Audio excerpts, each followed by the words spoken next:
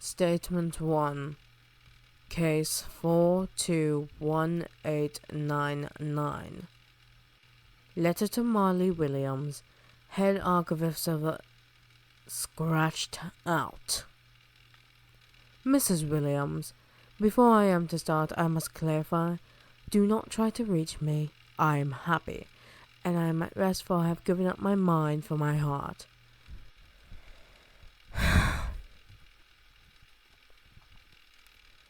I stayed with him. We got ourselves a townhouse, a very cold townhouse, courtesy of his parents. It started out just swell. Of course, that is of a lie. Truly, it started as a nightmare compared to how it is of the present. We distanced ourselves, or more, I distanced him.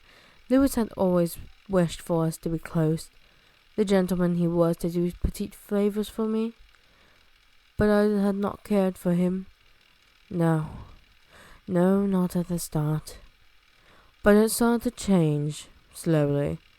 I started to draw my attention more towards him. We'd go out to places, but mainly stayed home.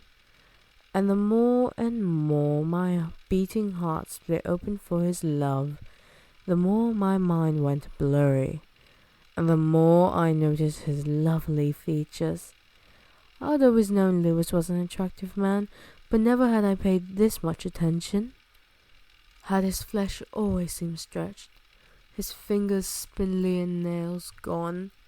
Had his eyes been glossy when I met him? I promise I imagined them to be vibrant blue.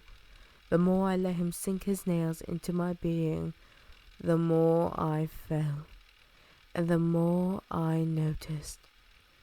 His skin was an off-white. Spots of exposed pus-filled flesh ringed his elongated arm.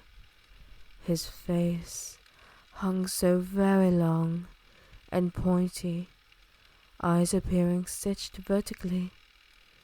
His smile had torn the edges of his mouth messily, and that stare of his gave me a fuzzy headache.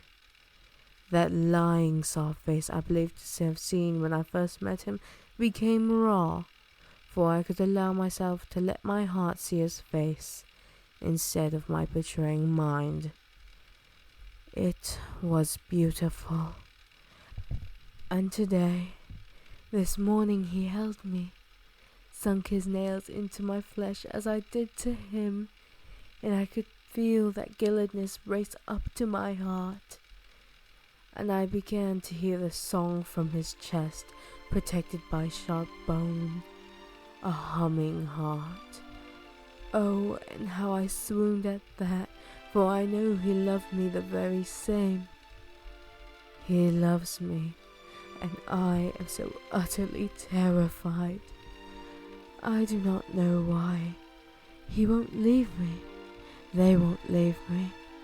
And I know what I must do to keep them to stay. I must say my goodbyes. But you needn't worry, Miss Williams, for he and I will be happiest tonight. Statement ends. Add-ons. I've noticed some notes are attached to statements. These ones say, find Miriam Verban and contact authorities, along with other notes.